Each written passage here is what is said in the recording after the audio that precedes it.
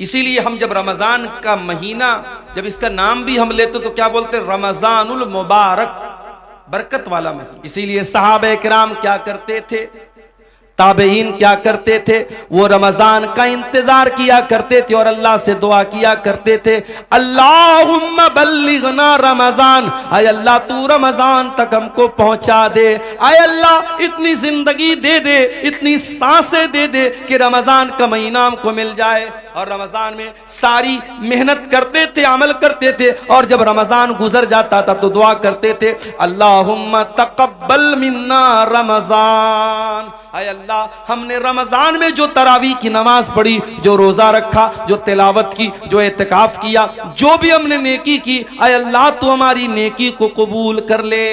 6 महीना इंतजार करते थे रमजान का, और 6 महीना रमजान में जो इबादत करते थे उसकी कबूलियत की दुआएं किया करते थे। कौन? सहाबा, ताबईन और इस उम्मत के असलाफ। मेरे प्यारे साथियों, हम वो खुश नसीब लोग हैं, हमें रमजान का महीना मिला है। अगर हमारे दिमाग में एक्साइटमेंट नहीं है, रमजान को लेकर के हमारे दिमाग में कोई तैयारी नहीं है, तो ये खतरे की घंटी है। हमें ये समझ लेना चाहिए कि हमारा ईमान बहुत कमजोर है।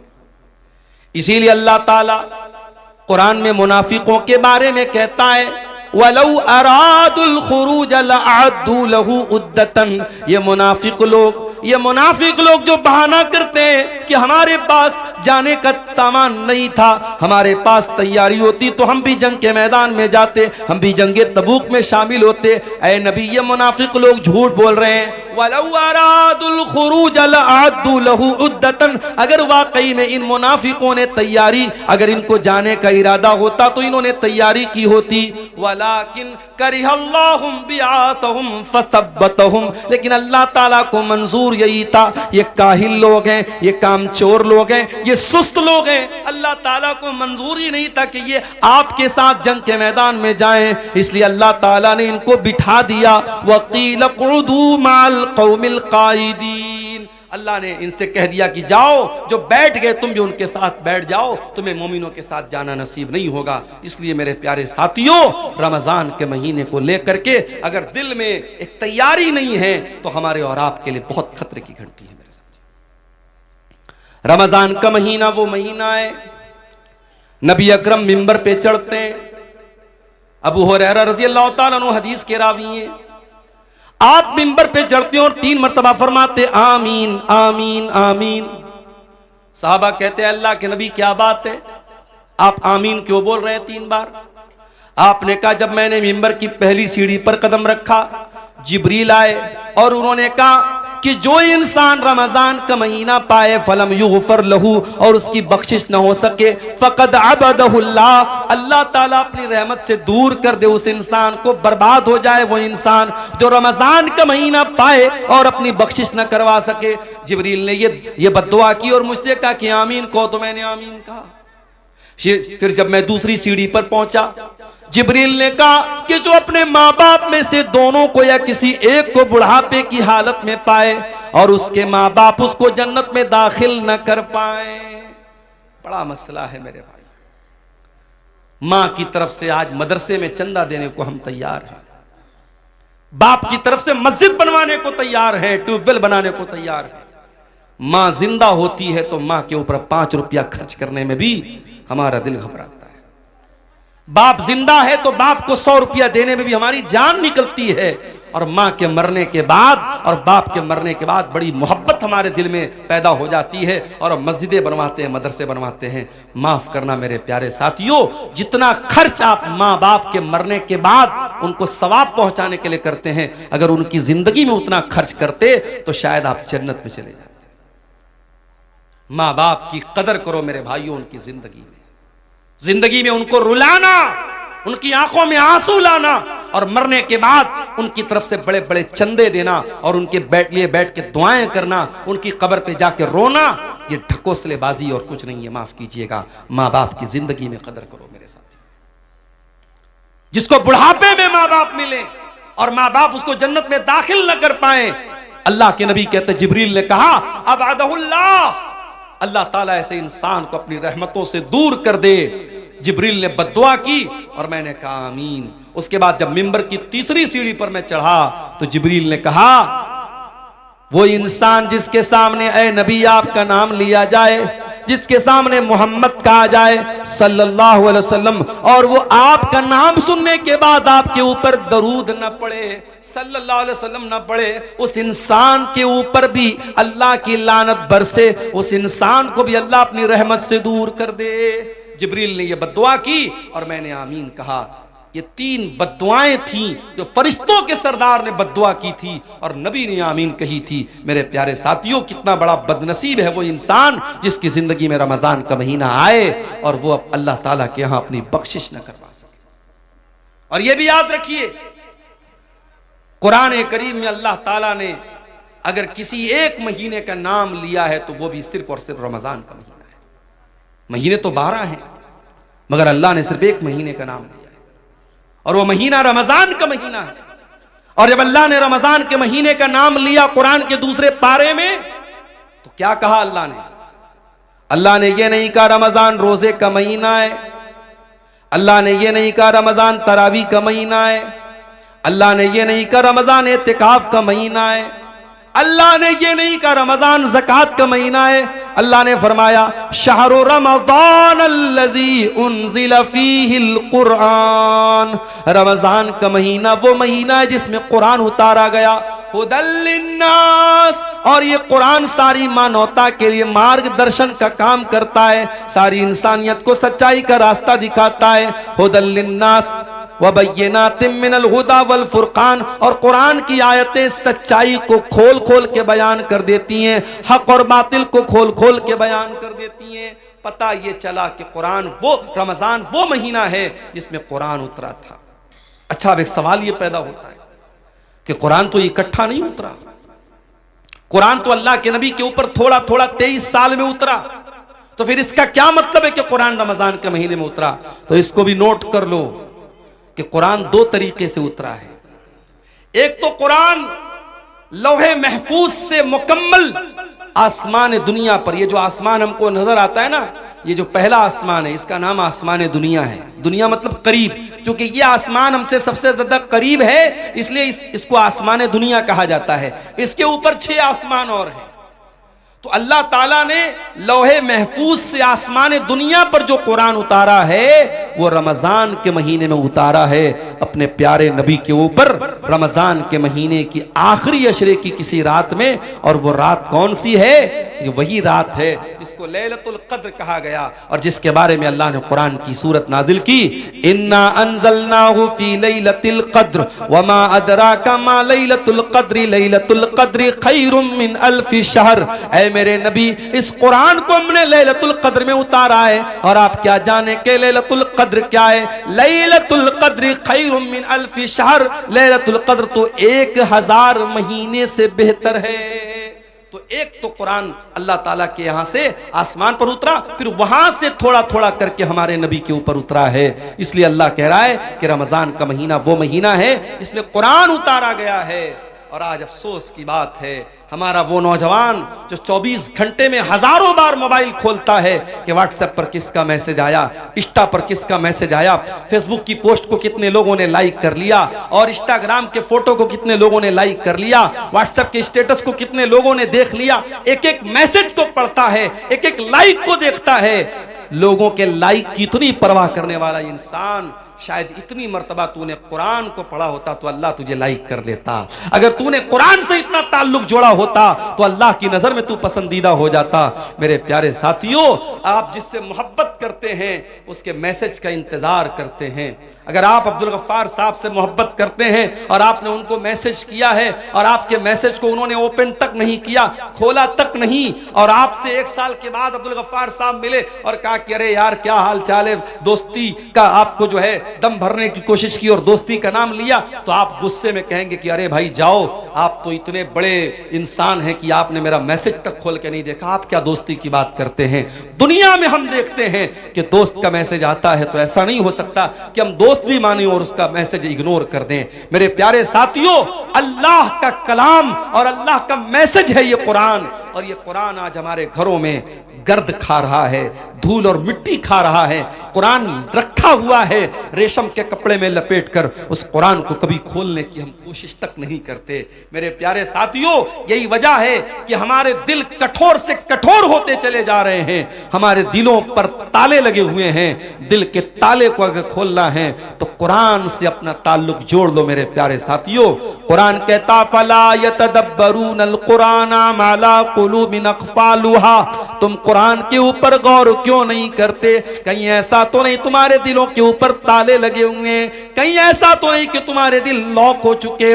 तुम्हारे दिल का पासवर्ड कुरान है, तुम्हारे दिल का पैटर्न कोड कुरान है। तुम्हारे दिल के लॉक को अनलॉक करने का तरीका कुरान के अंदर गौर करना है। जब तुम कुरान के ऊपर गौर करोगे तो तुम्हारे दिल का लॉक खुल जाएगा।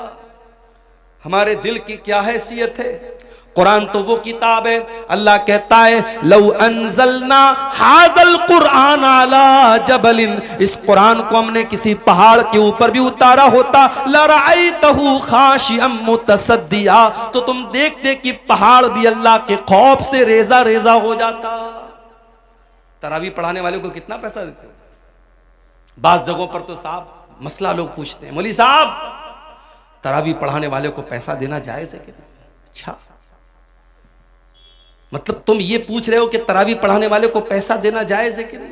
वो बेचारा पूरे महीने खड़ा होकर के तरावी की नमाज में कुरान पढ़ा रहा और तुम उसको चंद पैसे देते हो तो मसला पूछ रहे हो कि पैसा देना जायज है कि नहीं?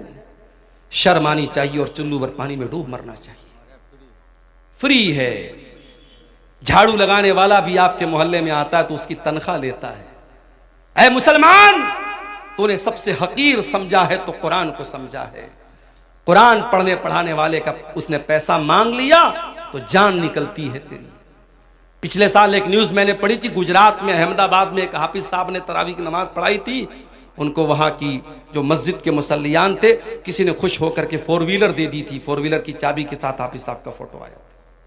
हमारे यहाँ तो लोग सुन करके साहब बेहोश हो जाएंगे, अरे तरावी पढ़ाने वाले को 4 व्हीलर मिल गई।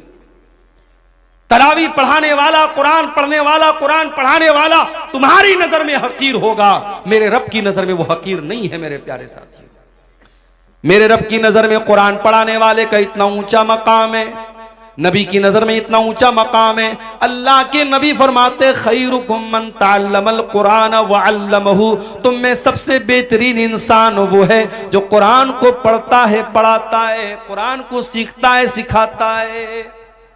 याद रखो मेरे प्यारे साथियों, आप कब्र में जाएंगे वहां भी ये कुरान आपके काम आएगा। कब्र में सवाल पूछा जाएगा, मुनकर नकीर सवाल पूछेंगे, मन रब्बु का, तेरा रब कौन है? मन नबियों का, तेरे नबी कौन है? माँ दीनों का, तेरा दीन क्या है?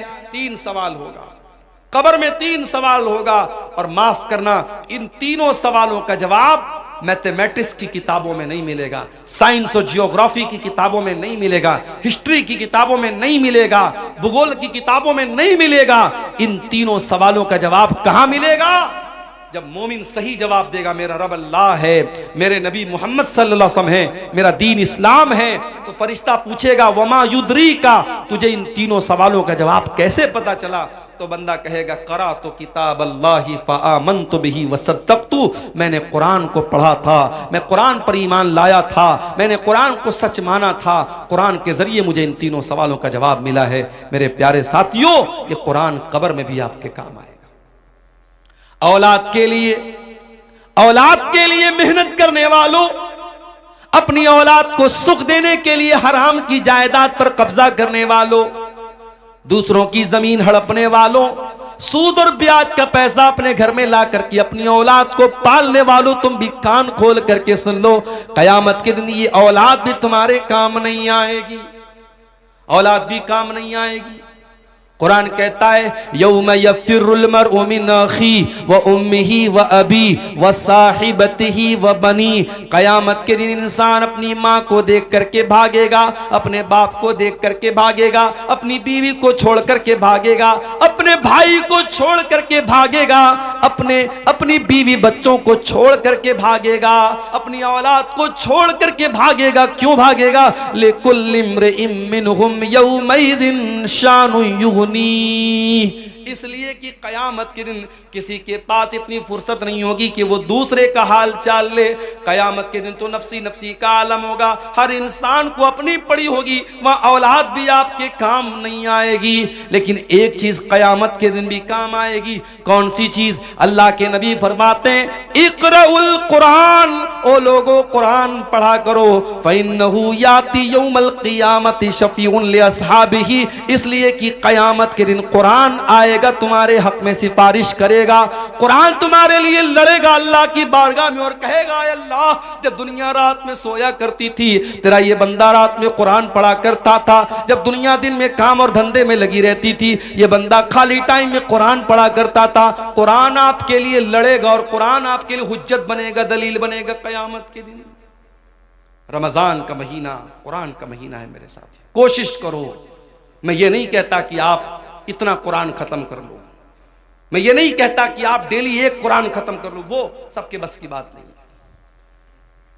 उलमा ने यह भी लिखा है 3 दिन से कम टाइम में कुरान खत्म करना मना है, मगर रमजान का महीना या और कोई ऐसा टाइम जिसमें ज्यादा नेकी करने का हुक्म दिया गया है, उसमें आपको मना नहीं है। उसमें आप अगर चाहे तो रमजान में डेली आप एक कुरान खत्म कर सकते, बल्कि बाज़ उलमा बाज़ अइम्मा से साबित है कि वो रमजान में डेली एक कुरान खत्म करते थे। आम दिनों में मना है कि 3 दिन से कम टाइम में कुरान खत्म ना किया जाए, ताकि बहुत जल्दी जल्दी कुरान ना पढ़ा जाए, कुरान को समझ के पढ़ा जाए। मगर रमजान के महीने में आप जितनी स्पीड के साथ और जितना ज्यादा कुरान पढ़ें, कोई हरज की बात नहीं। आप तिलावत सही करें, अच्छे अंदाज में करें, जल्दबाजी के चक्कर में कुरान का माना और मतलब ना खराब करें। लेकिन अगर आप जितना भी पढ़ सकते हैं कुरान ज्यादा ज्यादा पढ़ें।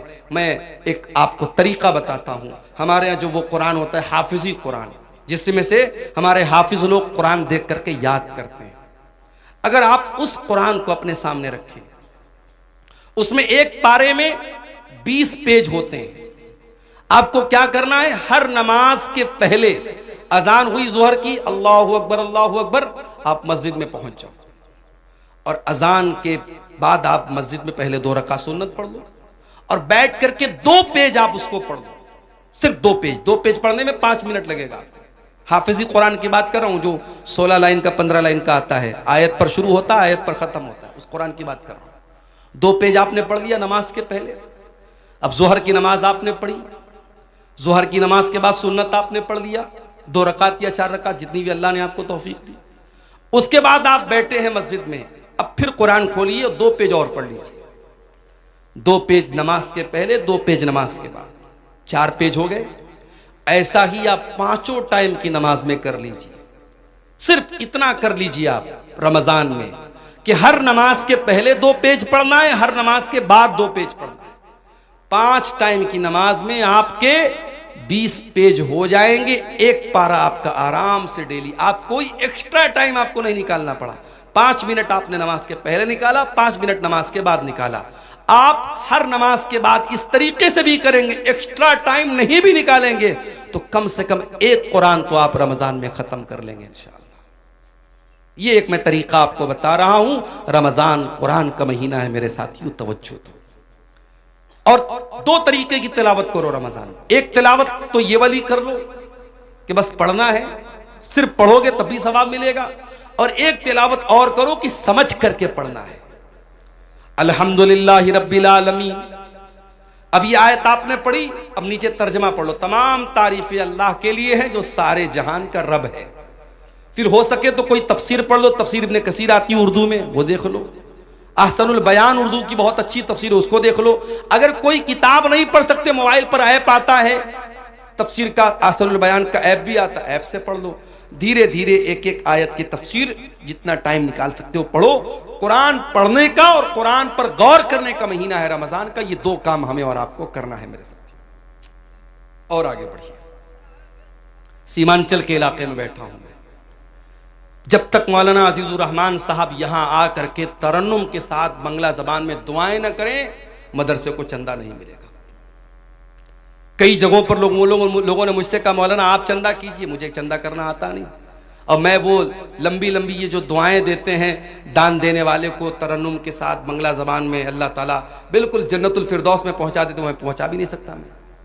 तो अब ये जो मिजाज हमारा बना है, कि जब तक दुआ नहीं करेगा सामने वाला, ऐलान नहीं करेगा माइक से, तब तक हम चंदा नहीं देंगे। ये मिजाज भी बदलने की जरूरत है। जरूरी नहीं है कि हर बात का माइक में ऐलान कराया जाए। बनारस में एक मस्जिद बन रही है हमारे मोहल्ले के करीब में। एक अल्लाह का बंदा आया, नमाज उसने पढ़ी, उसने ऐलान सुना कि यह मस्जिद की तामीर का काम चल रहा है। मस्जिद की कमेटी के जिम्मेदार के कान में धीरे से उसने कहा, मौलाना साहब मस्जिद की तामीर में जितना छड़ लगेगा मैं देने को तैयार। कोई ऐलान नहीं हुआ, कोई माइक पर लंबी चौड़ी दुआएं उसके लिए नहीं की गई। उसके दिल में अल्लाह ने यह बात डाली, मस्जिद बन रही है, जितना छड़ लगेगा मेरी तरफ से लगेगा, जितना सरिया लगेगा मेरी तरफ से लगेगा। कोई अल्लाह का बंदा आता है, कहता जितने सीमेंट लगेंगे मैं दे दूंगा। काम इस तरीके से होता है मेरे प्यारे साथियों। आज हमारे अंदर अगर किसी चीज की कमी है तो इखलास की कमी है। किसी गरीब को राशन का किट भी हम देते हैं ना, तो फोटो खींचते हैं और अखबार में डालते हैं कि हमने एक गरीब की मदद की। गरीब की मदद तुमने क्या की? तुमने गरीब की इज्जत को नीलाम कर दिया। जिस गरीब को तुमने कैमरे के सामने फोटो खींच करके मीडिया पे डाला है, उस गरीब की क्या इज्जत नहीं है? क्या उसकी कोई इज्जत नफ्स नहीं, उसकी कोई खुददारी नहीं है? किसी की मदद करने के नाम पे उसकी इज्जत को नीलाम करते हो। किसी जमाने में मुहावरा तक कहावत थी, नेकी कर दरिया में डाल। अब कहावत बदल गई, अब नेकी कर फेसबुक पर डाल, नेकी कर यूट्यूब पर डाल, नेकी कर स्टेटस पे डाल। अब तो साहब खाने काबा का तवाफ भी हो रहा तो वहां भी सेल्फी ले रहे हैं। अब एक ही चीज की सेल्फी बची है, अब्बा मर जाएं तो उनकी लाश के साथ भी सेल्फी ली जाए। अब वो भी लोग लेना शुरू कर दिए हैं, अपने मरे हुए बाप के साथ भी लोग सेल्फी ले रहे हैं। अल्लाह माफ करे हम सब। नुमाइश का दौर है, शोहरत का दौर है, रियाकारी का दौर है। रमजान का महीना हमें ये सबक भी सिखाता है मेरे साथियों कि कुछ इबादतें ऐसी भी होनी चाहिए जो हमारे और अल्लाह के बीच में होनी चाहिए, और रोजा ऐसी ही एक इबादत है। सुबह फजर के टाइम आपने सहरी खाई, जो भी आपने सहरी खाई, मैं नहीं जानता आपके सीमांचल में क्या क्या खाते हैं। हो सकता है कुछ लोग गोश्त भी खाते हो, सब्जी भी खाते हो, रोटी चावल भी खाते हो। जो भी आपने सहरी के टाइम खाया, सुहर की अजान हो गई। जाहिर है 4 बजे आपने सहरी खाई थी, 12:30 बजे अज़हर की अजान हो रही है। 8 घंटे का टाइम गुजर चुका है, 8.5 घंटे का। मार्च का महीना चल रहा है, गर्मी का आलम है। आप मस्जिद में आए, आपने वजू करने के लिए पानी से अपने हाथों को धोया, चुल्लू में पानी लिया, मुंह में डाला, हलक सूख रहा है। सुबह 4 बजे के बाद आपने पानी नहीं पिया है, हलक सूख रहा है और पानी आपके मुंह में जा चुका है। अगर आप उस पानी के 2-4 कतरे हलक के नीचे उतार लें, वहां तो कोई कैमरा नहीं लगा है, वहां तो कोई कैमरा नहीं लगा है। लेकिन हां, एक बात आपसे यह भी कहना चाहूंगा, जिसके दिल में अल्लाह का डर ना हो, वो खाने काबा में जाके, मक्का में जाकर के भी वहां पर भी वो गंदा काम करता है। अभी कल एक साहब ने मुझको बताया कि खाने काबा के पास जो लोग तवाफ करते हैं, अगर दूसरे का सामान वो उठा लेंगे, उनको ये लगेगा लाखों की भीड़ है, कौन देखने जाता है, मगर हजारों कैमरे हरम में लगे हुए हैं, हजारों कैमरे लगे हुए हैं और पूरा कंट्रोल रूम मौजूद है, और हजारों वहां सीआईडी के लोग और सीबीआई के लोग और पुलिस के लोग उन कैमरों पर नजर रखते हैं। अगर आपने दूसरे का सामान उठाया तो पुलिस फौरन कैमरे से आपको देख लेगी और आपसे पूछताछ हो सकती है, और दूसरे का सामान आपने अगर जानबूझ करके ले लिया है तो आप पकड़े जा सकते हैं। इसलिए जो लोग हज करने जाते, उमरा करने जाते, उनको यह सिखाया जाता है कि हरम में कोई भी सामान, आपका अपना सामान है तो अलग बात है, किसी का कोई सामान छूने की कोशिश मत करना। एक साहब ने एक वाकया बताया कि तवाफ के दौरान एक हिंदुस्तानी हाजी और हिंदुस्तानी मुसलमान, 50 साल के ऊपर का मुसलमान, बार बार औरतों को टच कर रहा था। तवाफ के दौरान वो गंदा इंसान बार बार औरतों को टच कर रहा था, और कैमरे की नजर से जो कंट्रोल रूम में पुलिस वाले मौजूद थे, वो बार बार देख रहे थे कि ये इंसान एक बार नहीं, 2 बार नहीं, इसने 20 बार ऐसा किया। पुलिस ने उसको अरेस्ट कर लिया। जब जेल में पहुंचा है वो इंसान, उसके जवान बेटे पहुंचे, उसकी बेटियां पहुंची, नहीं हमारा बाप इतना गंदा काम नहीं कर सकता। पुलिस वालों ने कैमरे की क्लिप ला के सामने रख दी, तो देख लो तुम्हारे बाप ने क्या किया है।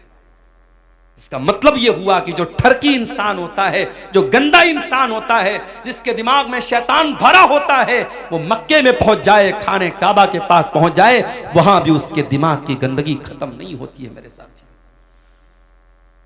आपको खाने काबा के पास भी इतना गंदा काम करने से अगर कोई चीज रोक सकती है, अल्लाह का डर और अल्लाह का तकवा ही रोक सकता है। और रमजान का रोजा हमें यही सिखाता है मेरे साथियों।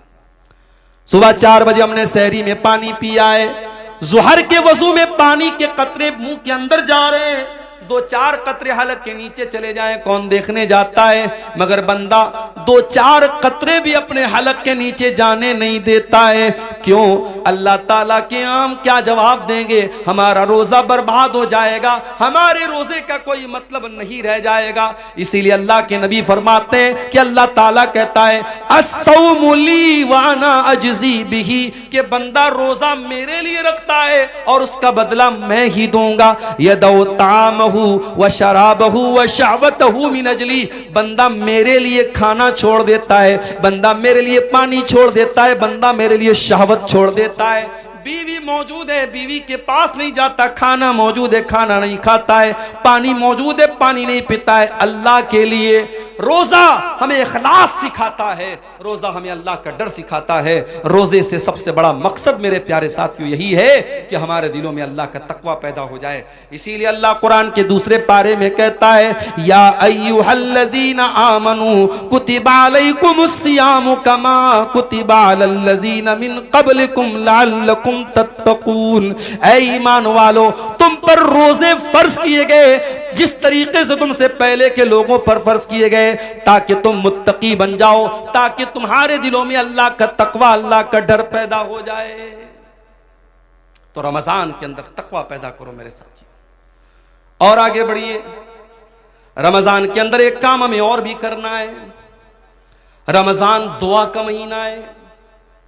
कुरान में जहां अल्लाह ताला ने रमजान के रोजे का जिक्र किया, वहीं पर फरमाया वइज़ा सालका इबादी अन्नी फइन्नी करीब। ऐ मेरे नबी, जब मेरे बंदे आपसे मेरे बारे में सवाल करें, उन्हें जवाब दे दो मैं करीब हूं, मैं करीब हूं। उजीबु दावत दाई, मैं दुआ करने वाले की दुआ को सुनता हूं। शर्त यह है फलयस्तजीबू ली वल युमिनू बी, कि बंदा मेरी बात माने और मेरे ऊपर ईमान रखे। रमजान दुआ का महीना है मेरे साथियों। जब आप भूखे प्यासे रह करके अल्लाह की बारगाह में हाथ फैलाते हैं, अल्लाह आपकी दुआ को रायगा नहीं करता, अल्लाह आपकी दुआ को लौटाता नहीं है।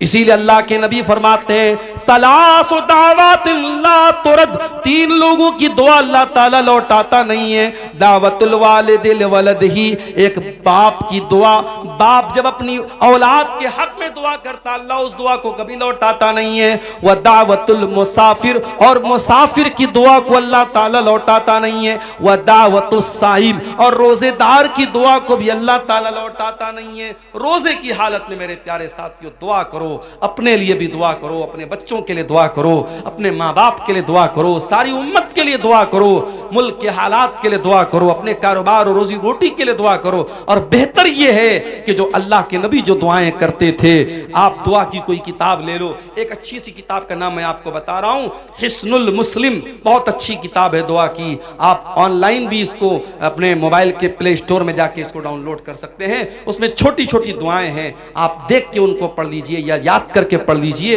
दुआओं को रोजे की हालत में खूब कीजिए। रमजान दुआ का महीना है मेरे प्यारे साथी। रमजान सब्र और बर्दाश्त का भी महीना है।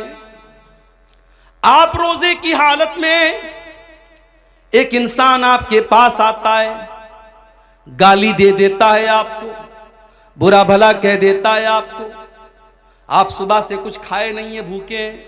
और जब इंसान भूखा रहता है तो उसका पारा और हाई हो जाता है, उसका बीपी और बढ़ जाता है, उसको और ज्यादा गुस्सा आने लगता है। होना तो ये चाहिए था कि जब आप रोजे की हालत में हैं और कोई आपको आ करके गाली दे दे, तो होना तो ये चाहिए था कि शरीयत आपको इजाजत दे दे कि आप तो भूखे प्यासे हैं, आप गाली का जवाब गाली से दे सकते हैं, आप गुस्से का जवाब गुस्से से दे सकते हैं। होना तो ये चाहिए था, मगर नहीं। अल्लाह के नबी फरमाते हैं जब तुम में से कोई रोजे की हालत में हो, फइनिमरुन कातलहु औ साबहु, अखाहू, अगर कोई गाली गलोच करे, अगर कोई लड़ाई करे तो गाली के जवाब में गाली न दे, लड़ाई के जवाब में लड़ाई न करे, बल्कि साफ साफ कह दे इन्नी साइम, मैं रोजे की हालत में हूं, मैं रोजे की हालत में लड़ नहीं सकता। ओ लोगों जो रोजे की हालत में गाली गलोच करते हो, ओ लोगों जो रोजे की हालत में लोगों से लड़ाई झगड़े करते हो, खबरदार खबरदार, तुमने रोजे का मतलब ही नहीं समझा। रोजा सिर्फ खाने से रुकने का नाम नहीं, पानी से रुकने का नाम नहीं। अल्लाह के नबी फरमाते हैं मल्लम यदा कौल ज़ूर वल अमल बिही, जो झूठी बात को अपनी जबान से निकालता है और झूठी बात पर अमल करता है, फलैसा लिल्लाहि हाजतुन, तो अल्लाह को कोई जरूरत नहीं कि वो अपना खाना छोड़ दे, पानी छोड़ दे। रोजे की हालत में कंट्रोल करो अपने आप को। रोजा हमें कंट्रोल करना सिखाता है। रोजा हमें यह सिखाता है अगर अल्लाह के हुक्म पर हम खाना छोड़ सकते हैं, पानी छोड़ सकते हैं, बीवी हलाल है बीवी को के करीब नहीं जाते, खाना हलाल है खाना नहीं खाते, पानी हलाल है पानी नहीं पीते, अगर अल्लाह के हुक्म पर हलाल छोड़ सकते हैं तो बीड़ी पीने वालों तुम बीड़ी क्यों नहीं छोड़ सकते, सिगरेट पीने वालों तुम सिगरेट क्यों नहीं छोड़ सकते, तंबाकू खाने वालों तुम तंबाकू क्यों नहीं छोड़ सकते, ओ शराब पीने वालों तुम शराब क्यों नहीं छोड़ सकते। जब अल्लाह के हुक्म पर एक महीने के तुम हलाल छोड़ सकते हो तो जो चीजें हराम है, जो चीजें नुकसानदेह हैं, जो चीजें तुम्हारी सेहत के लिए हानिकारक हैं, जो तुम्हारे शरीर को नष्ट कर रही हैं, बर्बाद कर रही हैं, वो गुटखा, वो खैनी, वो तंबाकू, वो सिगरेट, वो बीड़ी तुम क्यों नहीं छोड़ सकते हो। रोजा हराम को छुड़वा रहा है, हराम को छोड़ने की प्रैक्टिस करवा रहा है। मेरे प्यारे साथ रमजान का ये महीना हमें एक सबक और दे रहा है। कभी आपने गौर किया ज़कात हम रमजान ही में क्यों निकालते हैं? सारे मदरसे वाले अपने चंदा करने के लिए सफीरों को रमजान में ही क्यों भेजते हैं?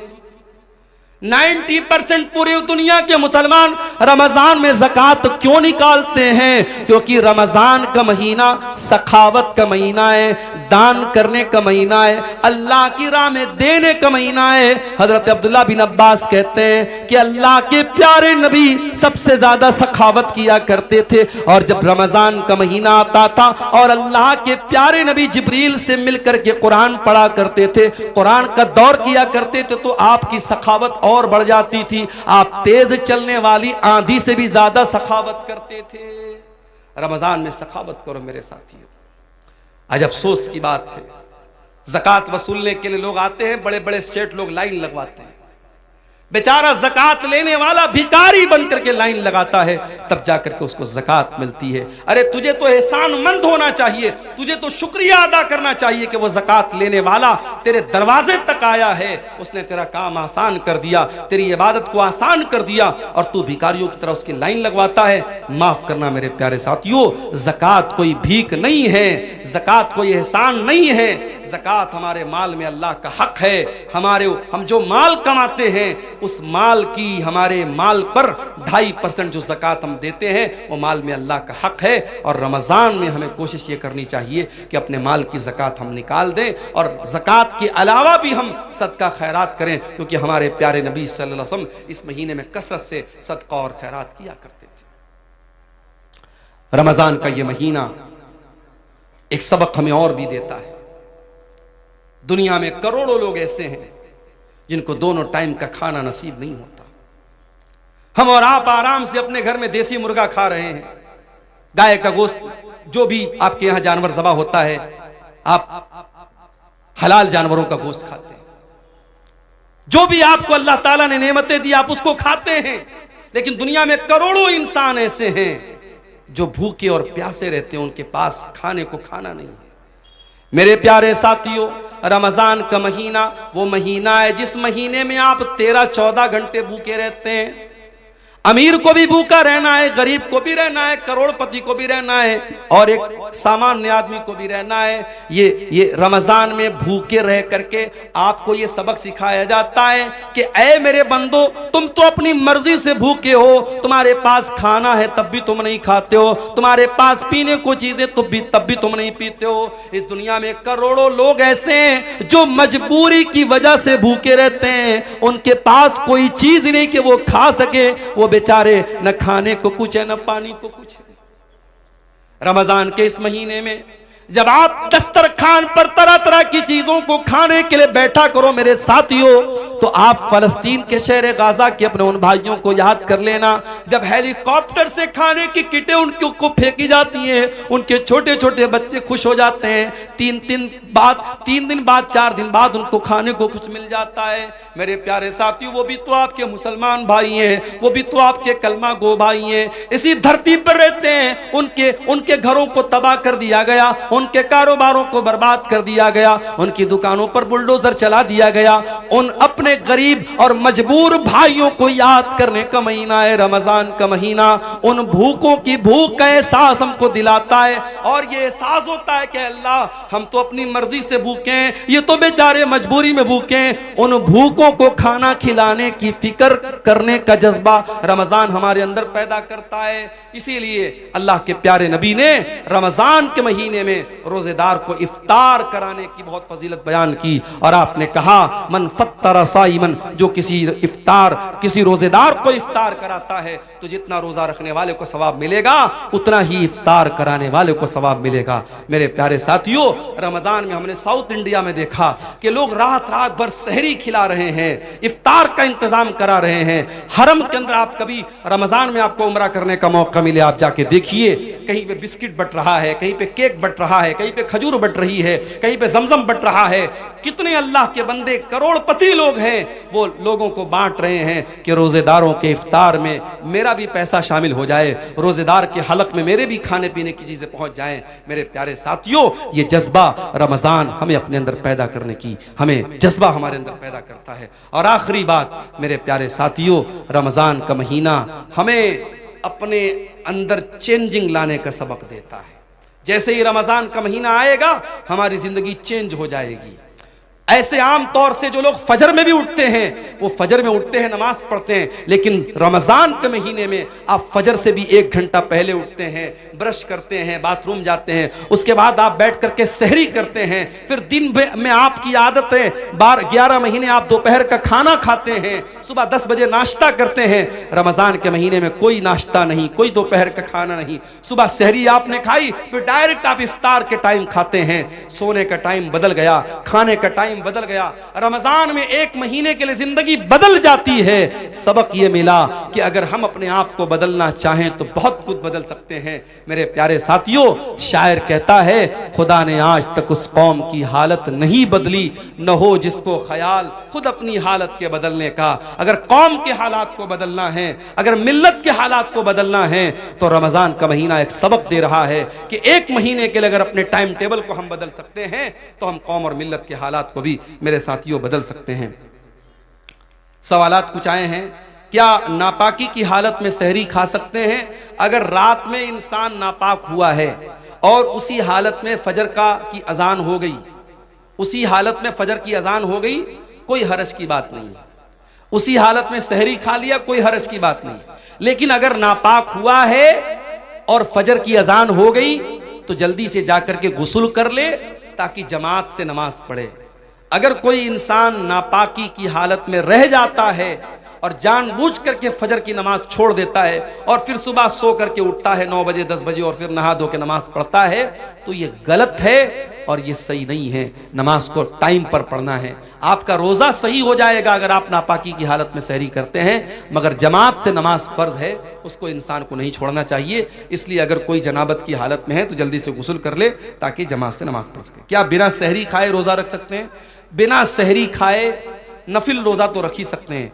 रमजान का रोजा भी रख सकते हैं, मगर एक शर्त है कि रात में आप ये नियत करके सोए हों कि हाँ मुझे कल सुबह रोजा रखना है। नफिल रोजे में नियत जरूरी नहीं है। नफिल रोजे में आप फजर के टाइम अगर उठे, अजान हो गई, आपके दिल में इरादा पैदा हुआ कि आज मैं रोजा रख लेता हूं, सहरी नहीं खाई आपने फजर के बाद नियत कर ली, आप नफिल रोजा रख सकते हैं। मगर रमजान में रात ही में आपको दिल में ये इरादा करना पड़ेगा कि हाँ मुझे कल रोजा रखना। अगर ये इरादा करके आप सोए थे और सुबह आपकी नींद नहीं खुल पाई सहरी में, तो बगैर सहरी के भी आपका रोजा हो जाएगा। रोजे की हालत में थूक निगलना कैसा है? ऑटोमेटिक नेचुरली तौर पे अगर कुछ थूक आपका हलक के अंदर चला जाता है तो कोई हरज की बात नहीं, लेकिन जानबूझ के अपने मुंह में ढेर सारा थूक बनाना और उसको निगलना, ये मुनासिब बात नहीं, ये जो है अखलाक के भी खिलाफ बात है, ऐसा नहीं करना चाहिए। बहरहाल उससे रोज़ा तो नहीं टूटेगा, मगर ऐसा करना ठीक नहीं है। क्या रोज़ेदार रोज़े की हालत में बीवी का बोसा ले सकते हैं? ले सकते हैं, मगर एक शर्त के साथ कि इंसान को अपने ऊपर कंट्रोल हो। पता लगा कि बीवी का बोसा लेने गया और नापाक हो गया तो मसला हो जाएगा, फिर वो एक रोज़ा ही नहीं जाएगा, उसको 60 रोज़ा रखना पड़ जाएगा, या 60 मिस्किनों को खाना खिलाना पड़ जाएगा, या लगातार 2 महीना उसको रोज़ा रखना पड़ेगा, तो वो बहुत भारी पड़ जाएगा। इसलिए जो इंसान अपने नफ्स पर कंट्रोल कर सकता है उसको इस बात की इजाज़त दी जा सकती है, इससे रोज़ा नहीं टूटता है। ठीक है। जो शख्स किसी बीमारी की हालत में रोज़ा न रख सके तो उसका क्या मसला होगा? अगर बीमारी ऐसी है कि आज बीमारी है कल ठीक हो जाएगी तो उसको तो कज़ा करना है, लेकिन बीमारी ऐसी है कि अब ठीक नहीं होगी, जैसे शुगर हो गया, टीबी हो गई, अब ये तो ठीक होना बहुत मुश्किल है, तो ऐसा इंसान जिसकी बीमारी लाइलाज है या अब उम्र के साथ रहेगी वो बीमारी, तो ऐसा इंसान अगर रोज़ा नहीं रख पा रहा है तो हर रोज़े के बदले एक मिस्कीन को खाना खिलाएगा। एक मिस्किन को 2 टाइम का खाना उसको खिलाना रहेगा। बेहतर यह कि खाना खिला दे या 2 टाइम के खाने का जो अनाज है वो अनाज दे दे। अगर अनाज देने में भी कोई प्रॉब्लम है तब बहुत मजबूरी की हालत में उसका पैसा दे सकता है, वरना शरीयत में इताम का लफ्ज़ आया, खाना खिलाने का लफ्ज़ आया है, तो खाना ही देना चाहिए या खाने की जगह अनाज देना चाहिए। रोजे की हालत में गुल या कोई नशावर चीजों का इस्तेमाल करना कैसा? बिल्कुल गलत है। रोजा जब आप जायज चीजों को छोड़ रहे हैं तो भाई गुल क्यों नहीं छोड़ रहे हैं आप? कोई कह रहा है कि साहब हम गुल इसलिए करते हैं पेट साफ होता है, अरे भाई किसी और चीज से साफ कर लो अपना पेट, गुल से मत साफ करो। और गुल एक ऐसी चीज होती है कि कुछ ना कुछ उसका असर मुंह के अंदर महसूस होता है। तो रोजे की हालत बहुत, अगर आपकी मजबूरी है तो आप सुबह सहरी के पहले जो है यानी फजर के पहले आप कर लीजिए, वो भी उस सूरत में जब गुल के अंदर नशा ना हो। अगर गुल के अंदर किसी तरीके का नशा है तो रोजे के पहले या रोजे के बाद में या रोजे की हालत में किसी भी सूरत में वो सही नहीं है। रोजे की हालत में अगर कोई शख्स अपनी बीवी से हम बिस्तरी कर ले तो वो क्या करे? जानबूझ करके अगर ऐसा करता है तो रोजे की का उसको कफारा देना पड़ेगा। कफारा क्या है? लगातार 60 दिन जो है वो रोजा रखे। अगर उसकी ताकत नहीं है तो 60 मिस्कीनों को खाना खिलाए।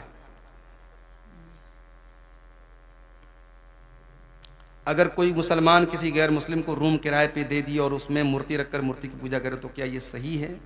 अब जब आपने गैर मुस्लिम को दिया है तो आपको सोच समझ के देना चाहिए था। आपने दिया है तो आप मना तो नहीं कर सकते। गैर मुस्लिम है तो अपनी तो पूजा करेगा ही।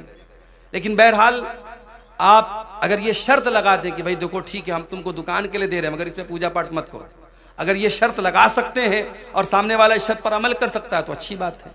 लेकिन अगर ये शर्त लगाए बगैर आपने दिया है और वो कर रहा है तो आप कैसे रोक पाएंगे? इसलिए कुरान की आयत है कि बुराई के कामों में एक दूसरे की मदद मत करो। ये एक तरीके का शिर्क हो रहा है जो आपके घर में हो रहा है, तो आप शिर्क के कामों में सपोर्ट का सबब ना बने, उससे बचने की कोशिश करें।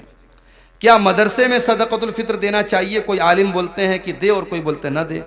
अगर मदरसे में गरीब बच्चे हैं, गरीब बच्चों के ऊपर वो पैसा खर्च हो रहा है, उसका अलग हिसाब किताब है कि सदक़तुल फित्र का जो अनाज है वो उन्हीं गरीब बच्चों पर खर्च हो रहा है या वो रकम उन गरीब बच्चों पर खर्च हो रही है, तब तो दिया जा सकता है। लेकिन आम तौर से उसमें मुदर्रिसीन की तनख्वाह भी दी जा रही है, मदरसे की तामीर भी हो रही है, तो ऐसी सूरत में देना ठीक नहीं है, क्योंकि सदक़तुल फित्र का पैसा मिस्कीन को देने का हुक्म है, हर जगह देने का हुक्म नहीं है। जो आलिम खुद अमल नहीं करता और वो दूसरों को वाज़ नसीहत करता है तो क्या सही है? जाहिर है कि सही तो नहीं है। लिमा तक़ूलूना मा ला तफ़अलून, वो बात क्यों कहते हो जो तुम करते नहीं हो? क्या हलाल जानवर का खुसिया खा सकते हैं? जानवर जब हलाल है तो उसके बदन की तमाम चीजें हलाल है, कोई भी चीज मकरू नहीं। इसीलिए हम जब रमजान का महीना, जब इसका नाम भी हम लेते तो क्या बोलते? रमजानुल मुबारक, बरकत वाला महीना।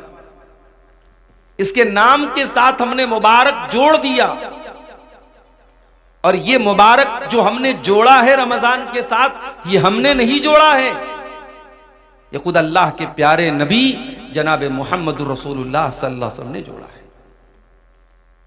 रमजान का महीना जब आता था अल्लाह के प्यारे नबी वेलकम करते थे, इस्तकबाल करते थे, सहाबे किराम को खुशखबरी देते थे। रमजान का महीना आता था, अल्लाह के नबी अपने सहाबा के सामने खुतबा देते थे और कहते थे अताकुम रमजान शहरुन मुबारकुन फरज़ल्लाहु अज़्ज़ा व जल्ला अलैकुम सियामा। ऐ मुसलमानों, रमजान का महीना आ चुका है, बरकत वाला महीना, मुबारक महीना आ चुका है। जिस महीने के रोजे तुम्हारे ऊपर फर्ज है वो महीना आ चुका है। तुफ्तहु फी अब्वाबुस समा, इस महीने में आसमान के दरवाजे खोल दिए जाते हैं। व तुगलक़ु फीही अब्वाबुल जहीम, और जहन्नम के दरवाजे बंद कर दिए जाते हैं। व तुगल्लु फीही मरदतुश शयातीन, और शैतानों को इस महीने के अंदर कैद कर दिया जाता है, जंजीरों में जकड़ दिया जाता है। लिल्लाहि फीही लैलतुन हिया खैरुम मिन अल्फि शहर, अल्लाह की कसम इस महीने में एक रात ऐसी है जो 1000 महीने से अफजल है। 1000 महीना 84 साल से भी ज्यादा। एक रात, इस महीने में एक रात, और रात किसको बोलते हैं? मगरिब बाद से लेकर के फजर तक का टाइम, यानी मैक्सिमम 12 घंटा, 12-13 घंटा। ये मगरिब बाद से लेकर के फजर तक का टाइम, ये एक रात, अल्लाह के नबी कह रहे हैं कि इस महीने में एक रात ऐसी है जो बेहतर है 1000 महीने से, 84 साल से बेहतर है। मन हुरिमा खैरहा फकद हुरिम, जो उस महीने, उस रात की भलाई से महरूम हो गया, जिसको शबे कद्र में नेकी करने का मौका नहीं मिला, शबे कद्र में तिलावत करने का मौका नहीं मिला, जो शबे कद्र में रात में तहज्जुद नहीं पढ़ सका, उससे बड़ा महरूम, उससे बड़ा बदनसीब कोई नहीं। वो महीना बिल्कुल दस्तक दे रहा है। 2 दिन के बाद मेरे प्यारे साथियों वो महीना शुरू। मेरे प्यारे साथियों, रमजान का महीना भी तो एक मेहमान बन के आ रहा है। ऐसा मेहमान बन के आ रहा है जो अल्लाह की रहमतें लेकर के आ रहा है। ये महीना हमारे और आपके गुनाहों की बख्शिश का जरिया बन करके आ रहा है। हम अगर चाहें तो इस महीने में अपने गुनाहों को बख्शवा सकते हैं। इस महीने में तरावी की नमाज पढ़ करके हम अल्लाह ताला के मुकर्रब बन सकते हैं। इस महीने का रोजा रख करके अल्लाह से अपने गुनाहों को माफ करवा सकते हैं। इस महीने में कुरान की तिलावत करके अपने गुनाहों के बादलों को हम छांट सकते हैं, साफ कर सकते हैं। होना तो ये चाहिए था, इस महीने के लिए हमारे दिलों में एक एक्साइटमेंट पैदा होती, एक उत्सुकता होती, और हम ज़हनी तौर पर इस महीने के इस्तकबाल के लिए तैयार होते। मगर क्या बात है, लोगों को फिक्र हो रही है कि साहब रमजान आएगा, क्या होगा, दोपहर का खाना कैसे खाएंगे हम। बाज लोग जब रमजान का जिक्र आता है ना तो क्या बोलते हैं, खा लो 2 दिन के बाद दोपहर का खाना नसीब नहीं होगा। यानी रमजान का नाम सुनते ही एक कुछ लोगों के दिल और दिमाग में एक मुसीबत आ जाती है कि यार बड़ी मुश्किल वाला महीना आ गया, 13-13 घंटे 14-14 घंटे भूखे रहना पड़ेगा, 1-1 घंटा 1.5-1.5 घंटा खड़े होकर तरावी की नमाज पढ़नी पड़ेगी, सुबह 4 बजे उठ करके सहरी खाना पड़ेगा। औरतों को अलग फिक्र रहती है, हमको ये बनाना पड़ेगा, वो बनाना पड़ेगा। अगर रमजान के ताल्लुक से ये निगेटिव सोच, ये मनफी सोच, ये नकारात्मक सोच आपके जहन में है तो मेरे प्यारे साथियों ये बहुत अफसोस की बात है। अगर आप वाकई में अल्लाह वाले हैं, अगर आप वाकई ईमान वाले हैं तो आपको खुश होना चाहिए कि अल्लाह ताला आपकी जिंदगी में एक रमजान का महीना और दे रहा है। हमें से बहुत सारे लोग ऐसे हैं, पिछले साल भी नौशाद भाई की दावत पर आपके गांव में आया था, तकरीर करके चला भी गया था, और जहां तक मुझे याद है वो प्रोग्राम भी रमजान के पहले ही हुआ था। पिछले साल रमजान का महीना गुजरा था और आपके गांव के बहुत सारे लोग उस वक्त जिंदा थे जो आज जिंदा नहीं हैं, अल्लाह को प्यारे हो चुके हैं। उनमें बूढ़े भी होंगे, उनमें जवान भी होंगे, उनमें मर्द भी होंगे, उनमें औरतें भी होंगी। पिछले साल वो हमारे बीच में थे, इस साल हमारे बीच में नहीं है। मौत ने उनको हमसे दूर कर दिया, वो अल्लाह के पास चले गए और अल्लाह ताला ने हमारी जिंदगी में एक और रमजान का महीना दे दिया है। मेरे प्यारे भाइयों, हम वो खुश नसीब लोग हैं जो अपनी जिंदगी में एक रमजान और देखने वाले हैं इंशाअल्लाह। ये कोई मामूली बात नहीं है। ये अल्लाह ताला का बहुत बड़ा करम है, उसकी बहुत बड़ी कृपा, बहुत बड़ी मेहरबानी, बहुत बड़ी इनायत है कि वो एक रमजान हमको और दे रहा है। और रब्बे काबा की कसम, जिसको जिंदगी में एक रमजान एक्स्ट्रा मिल रहा है, वो उसके बराबर, वो इंसान जिसको उसके मुकाबले में एक रमजान कम मिला हो, वो दोनों कभी बराबर नहीं हो सकते। जिसको 2024 का रमजान मिला और 25 के आने से पहले वो अल्लाह के यहां चला गया, तो वो इंसान आपके बराबर नहीं हो सकता अगर वाकई में आप रमजान को रमजान की तरह गुजारेंगे। आइए मैं एक वाकया आपको सुनाता हूं। इब्ने माजा की सही रिवायत है। हदीस के रावी कौन है? अबू तलहा रजी अल्लाह ताला अन्हु। माफ कीजिएगा, तलहा, अबू तलहा नहीं, तलहा, अबू तलहा अलग है, तलहा अलग है। अबू तलहा अंसारी साहबी है और तलहा मुहाजिरीन में से है। हजरत तलहा रजी अल्लाह ताला अन्हु फरमाते हैं, ये तलहा बिन उबैदुल्लाह कौन है? जो उन 10 सहाबा में से जिनको अल्लाह के नबी ने जन्नत की खुशखबरी सुनाई थी।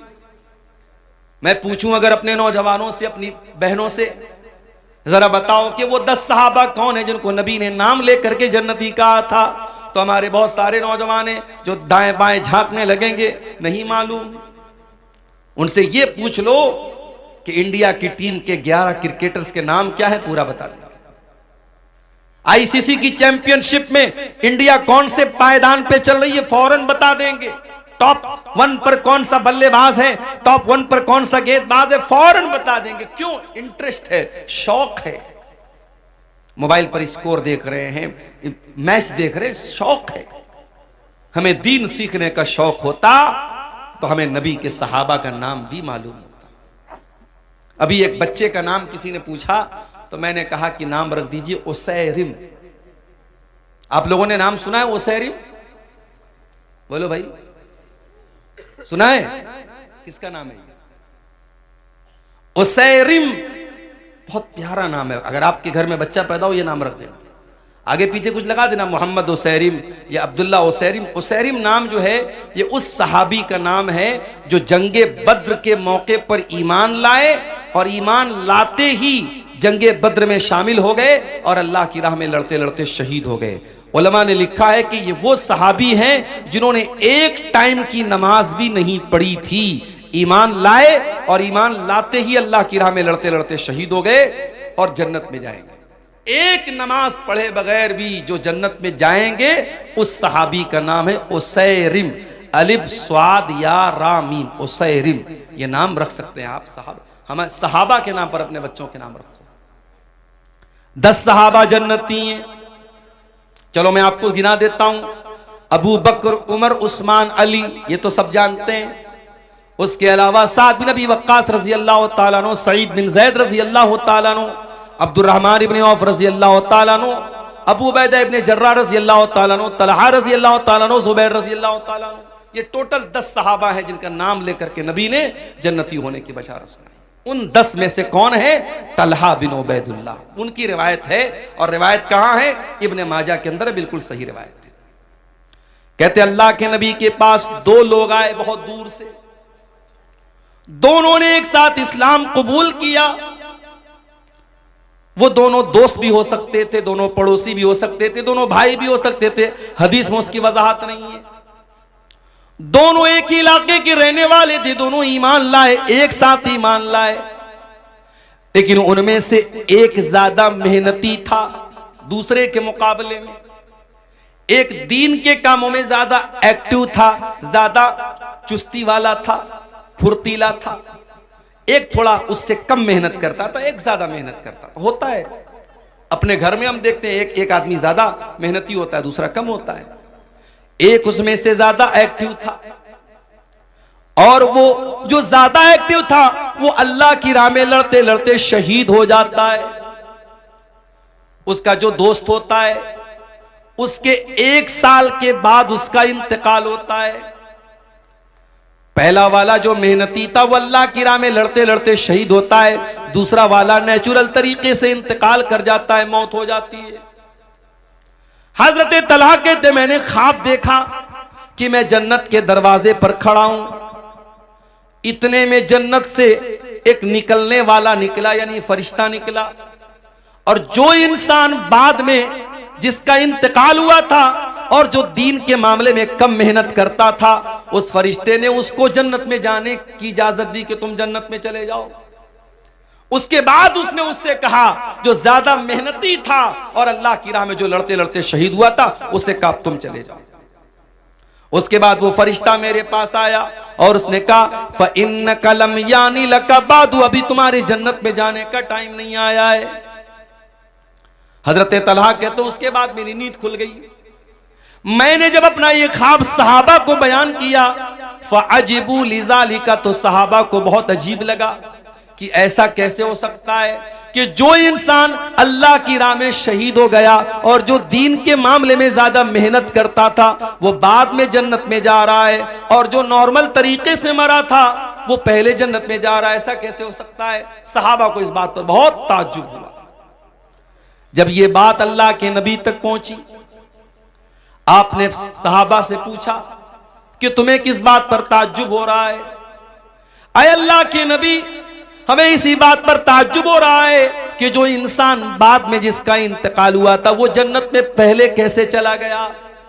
आपने फरमाया अलैसा कद मकस बादहु सनतन, जिसका इंतकाल 1 साल बाद हुआ था, क्या अपने भाई के मरने के बाद 1 साल तक उसकी जिंदगी में 1 साल एक्स्ट्रा उसको मिला कि नहीं मिला, 1 साल ज्यादा मिला कि नहीं मिला। हाँ अल्लाह के नबी, ज्यादा मिला। अलैसा कद अदरक रमजान व सामा, क्या उसकी जिंदगी में 1 रमजान और ज्यादा मिला कि नहीं मिला। हाँ अल्लाह के नबी, 1 रमजान और ज्यादा मिला। क्या उसने जिंदगी में 1 रमजान का रोजा ज्यादा रखा कि नहीं रखा। हाँ अल्लाह के नबी, उसने 1 रमजान का महीना रोजा ज्यादा रखा। क्या उसने 1 साल के अंदर अपने भाई के मुकाबले में 1 साल ज्यादा नमाज पढ़ी कि नहीं पढ़ी। हाँ अल्लाह के नबी, उसने 1 साल ज्यादा नमाज पढ़ी। आपने फरमाया फमा बैनहुमा अबादु मिम्मा बैनल अर्दि वस्समा, उन दोनों के मकाम और मर्तबे के बीच में वही दूरी है जो आसमान और जमीन के बीच की दूरी है। ऐ मेरे सहाबा, जिसकी जिंदगी में 1 रमजान और मिल गया, उसकी बराबरी कोई कर ही नहीं सकता। उसके उन दोनों के मर्तबे के बीच में उतना ही फासला है जितना आसमान और जमीन के बीच में है। ये हमारी खुशनसीबी है। अल्लाह हमें 1 रमजान और दे रहा है मेरे साथी। अल्लाह चाहता, और अभी भी अगर अल्लाह चाहे, रमजान का चांद निकलने से पहले हमारी जान जा सकती है, कोई हादसा हो सकता है, कोई मुसीबत आ सकती है, कोई बीमारी आ सकती है। अल्लाह ताला हमें तौफीक दे रहा है कि हमें 1 रमजान और मिल रहा है। उचाटप न जी इस जहां से हुआ है, नबी के सहाबा के रस्ते पे चल के दिलों का सुकून हमने हासिल किया है। वो ताइफ की वादी में खा खा के पत्थर हमारे लिए जो तड़पता रहा था। वो ताइफ की वादी में खा खा के पत्थर हमारे लिए जो तड़पता रहा था, उसी के तरीके को पैरों से रौंदा। भला खुद बताओ ये कैसी वफा है। उसी के तरीके को पैरों से रौंदा, भला खुद बताओ ये कैसी वफा है।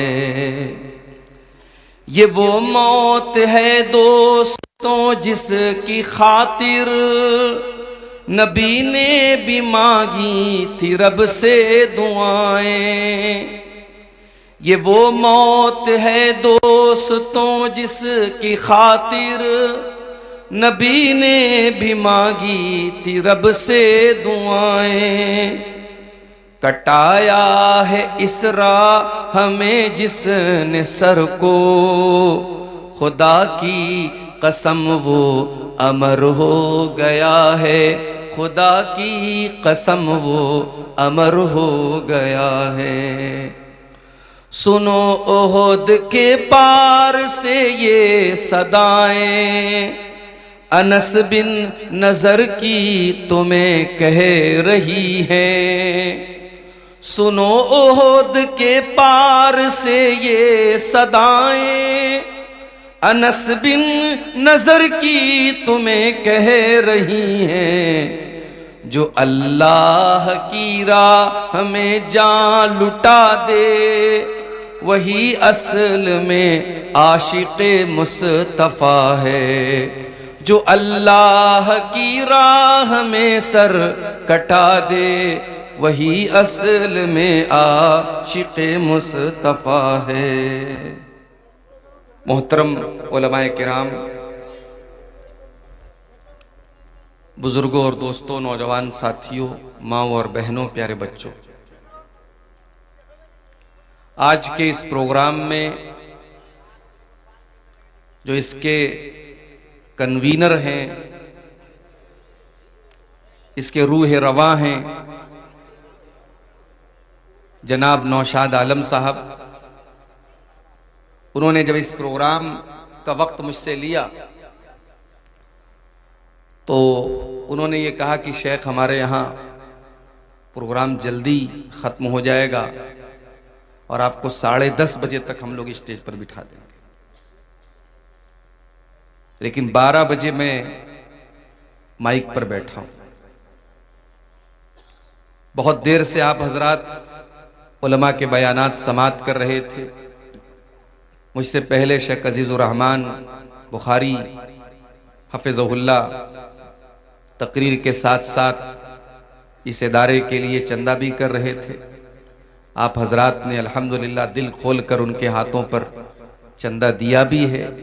अल्लाह आपके इन सदक़ात को, इन चंदों को, इन अतियात को अल्लाह कबूल फरमाए। और मज़ीद हमारे जो भाई और बहन, हमारी माएँ बहनें जो अभी तक इस नेकी के काम से पीछे रह गई हैं और जिन्होंने अभी तक इस मदरसे में ताउन नहीं किया है, उनसे अपील भी करता हूँ। चंदा करने वाला मौलवी मैं नहीं हूँ, ये भी एक हुनर है, एक फ़न है। हमारे शेख अजीज़ुर रहमान साहब बड़े माहिर हैं इस फ़न के। मैं तो इस फ़न से बहुत नावाकिफ़ हूँ, फिर भी अपनी टूटी फूटी ज़ुबान में मैं आप सबसे अपील करता हूँ। हम जानते हैं ये दोनों भाई नौशाद आलम और शहनवाज़ आलम, इन दोनों भाइयों की सरपरस्ती में ये इदारा चल रहा है और बड़ी परेशानियों से आज के दौर में इदारा चलाना आसान काम नहीं है। इस ऐसे इलाके में जहां मैं पिछले साल भी आया था तो बड़ी मुश्किल से जो है नदी थी और उसके ऊपर पतला सा पुल बना हुआ था, कैसे कैसे आया था। इस बार जो है आया तो पता लगा नदी का पानी सूख गया है, मगर अभी भी कोई पुल वगैरह नहीं बना है। बहुत ही पिछड़ा इलाका और बहुत ही सहूलतों से महरूम इलाका है ये। ऐसे इलाके में ये मदरसा चलाना ये आसान काम नहीं है। आप सबसे गुजारिश है, जो इस गांव के भी हैं और जो आसपास से आए हैं और जो हमारी माएँ बहनें आई हैं, सबसे अपील करता हूं कि आप इस जलसे, आज शाबान की आखिरी तारीखें चल रही हैं और गालिबन पूरी उम्मीद है कि जुमा को रमज़ान का चाँद नज़र आ जाएगा और पहला रोज़ा इंशाअल्लाह हम लोग सनीचर को, हफ्ते के दिन सनीचर के दिन हम रखेंगे। अगर शाबान का ये महीना 29 पर ख़त्म हुआ और चाँद नज़र आ गया तो पहला रोज़ा सनीचर को। मेरे भाइयों, आज शाबान की आखिरी तारीखें चल रही हैं और गालिबन पूरी उम्मीद है कि जुमा को रमज़ान का चाँद नज़र आ जाएगा और पहला रोज़ा इंशाअल्लाह हम लोग सनीचर को, हफ्ते के दिन सनीचर के दिन हम रखेंगे। अगर शाबान का ये महीना 29 पर ख़त्म हुआ और चाँद नज़र आ गया तो पहला रोज़ा सनीचर को पड़ेगा।